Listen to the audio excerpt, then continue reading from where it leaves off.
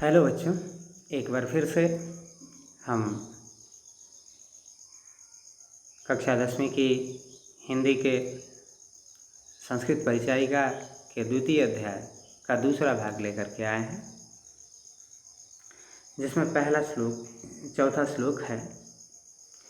रे रे चातक सावधान मनसा मित्र क्षणं श्रूयताम् अम्भोदा बहवो हि सन्ति गगने सर्वे अपि न एतादृशा केचिद् वृष्टिभिः आर्दयन्ति वसुधां गर्जन्ति केचिद् वृथा यम यम पश्यसि तस्य तस्य पुरतो मां ब्रूहि दीनं वच।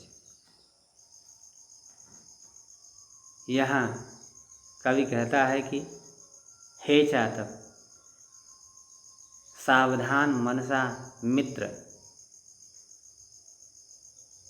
हे चातक मित्र सावधान मन से क्षणं श्रूयताम्, क्षण भर के लिए मेरी बात सुनो। अम्भोदा बहवो ही सन्ति, अम्भोदा का अर्थ बादल, बहवो मतलब बहुत से, ही मतलब निश्चय, ही सन्ति मतलब हैं। गगने अर्थात आकाश में, सर्वे अपि न एतादृशा लेकिन सभी नहीं हैं, एतादृशा मतलब इस तरह के, इस तरह के मतलब वर्षा करने वाले। यहाँ चातक से कहा जा रहा है कि हे चातक मित्र सावधान मन से क्षण भर के लिए सुनो। आसमान में बादल बहुत हैं निश्चित रूप से, लेकिन सभी वर्षा करने वाले नहीं।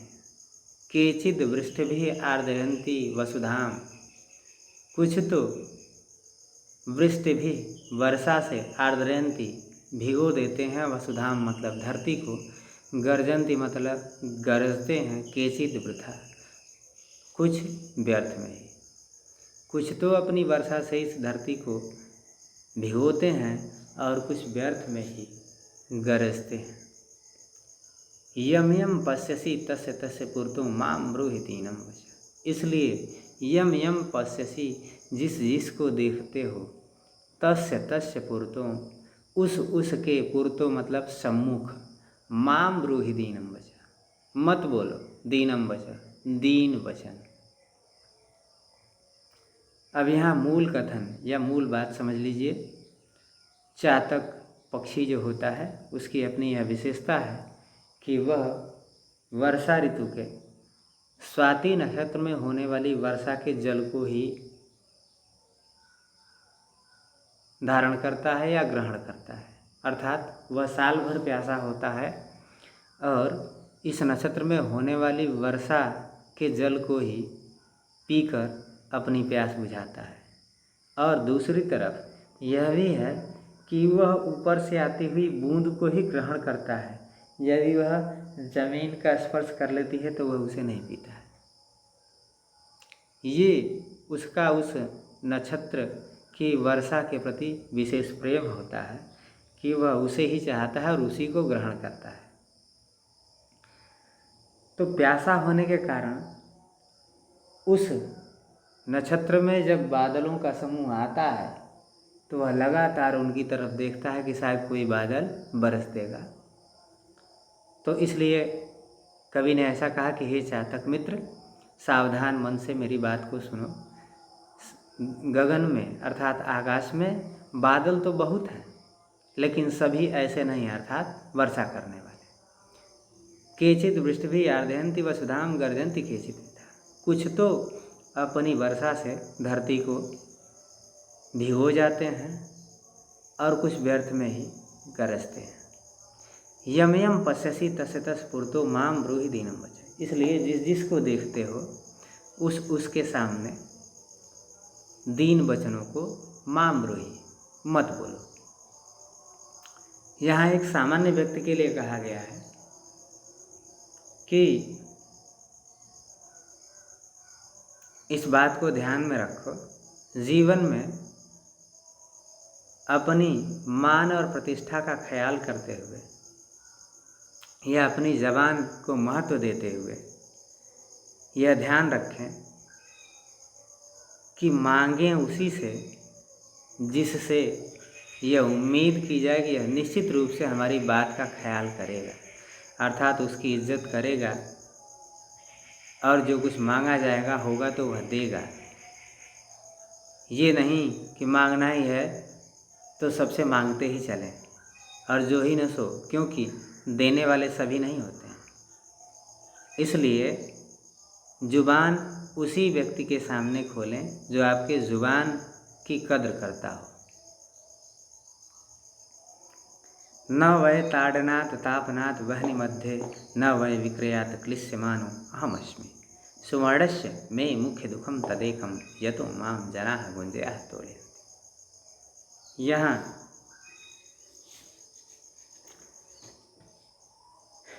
कवि कहता है कि स्वर्ण अपनी पीड़ाओं को बताते हुए, स्वर्ण का मतलब सोना, अपनी पीड़ा का बयां करते हुए कहता है कि न वै ताड़ना तापनात् वह्नि, न तो मुझे ताड़ना से और ना तो आग के बीच तपाने से, न तो विक्रय करने से अर्थात बेच देने से, क्लिश्यमानो अहमस्मि, दुखी हूँ।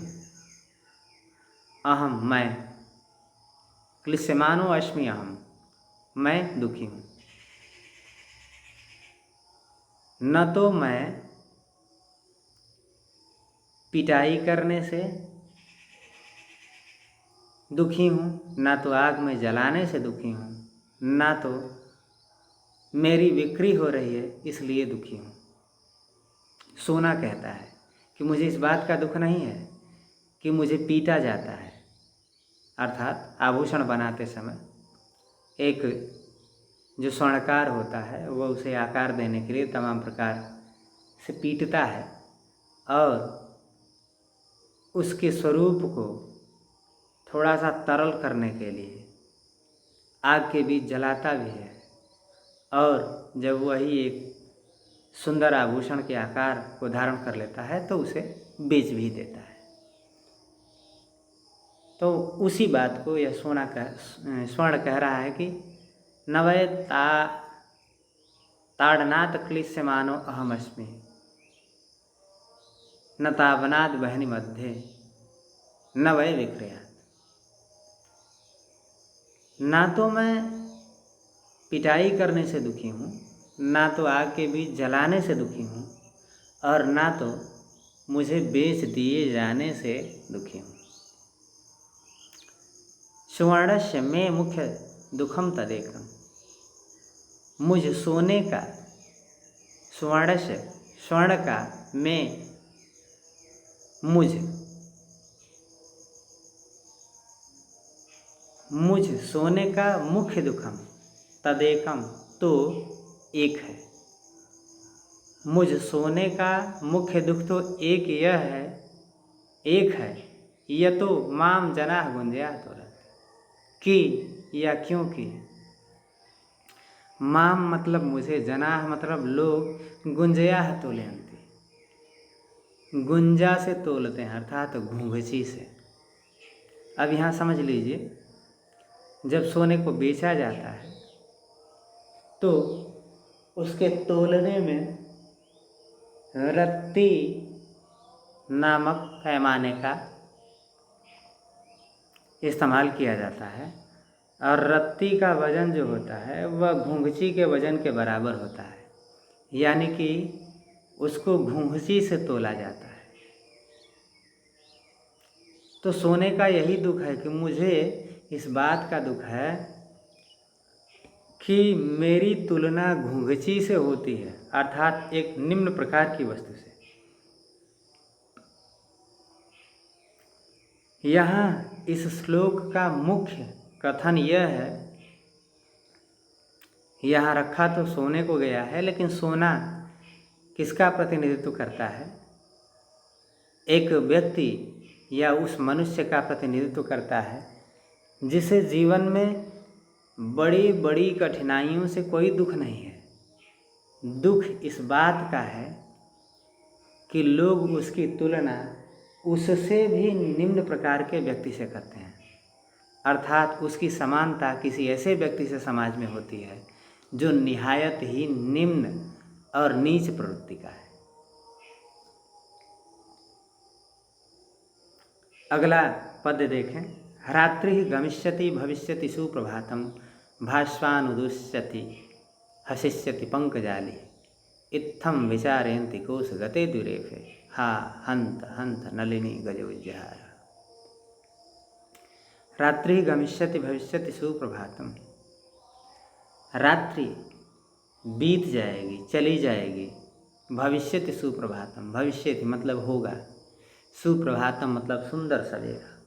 भास्वान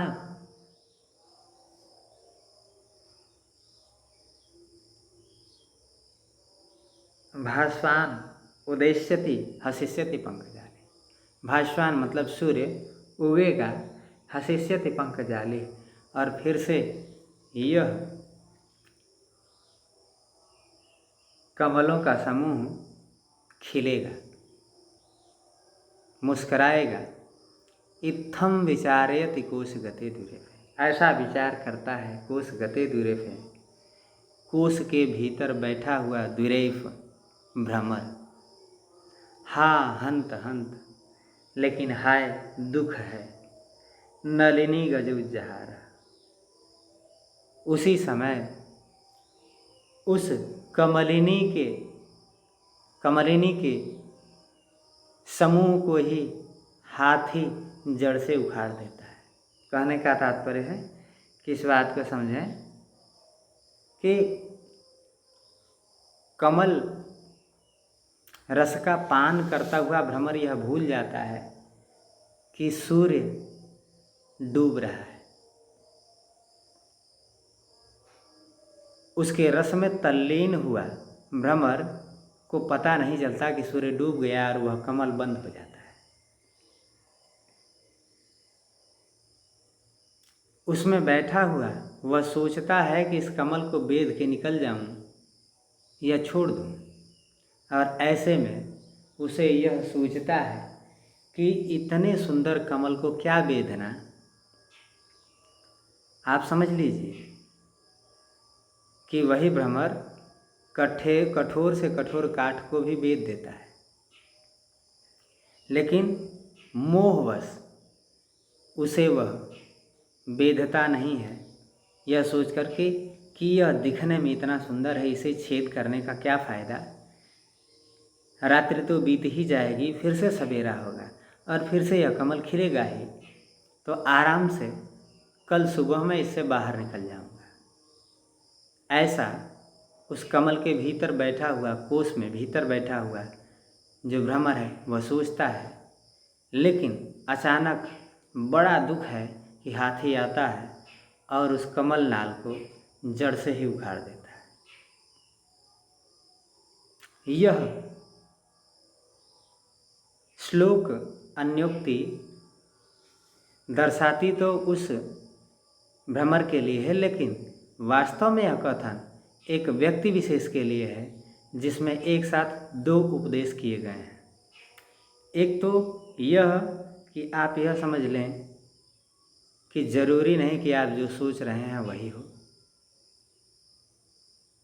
अर्थात अक्सर ऐसा होता है कि हम सोचते कुछ और हैं, हो जाता है कुछ और। इसलिए भविष्य पर या अपने कर्मों का त्याग कर कुछ और यह दूसरों पर किसी कार्य को नहीं छोड़ना चाहिए। और दूसरी बात यह है कि किसी भी वस्तु से जो भौतिक है इतना मोह नहीं करना चाहिए कि वह हमारे मृत्यु का कारण बन जाए। तो ये अन्योक्तियाँ हैं जो जीवन का सबक समेटे या जीवन का सबक समेटे अपने अंदर हमारे सामने सम्मुख थी। तो इस प्रकार हमने अन्योक्ति विलास पढ़ा। धन्यवाद। वीडियो अगर अच्छी लगी हो तो लाइक शेयर और करें और साथ ही हमारे चैनल को सब्सक्राइब कर दें, ताकि हम जो भी वीडियो लेकर आएँ आप तक आसानी से पहुंच सके। धन्यवाद।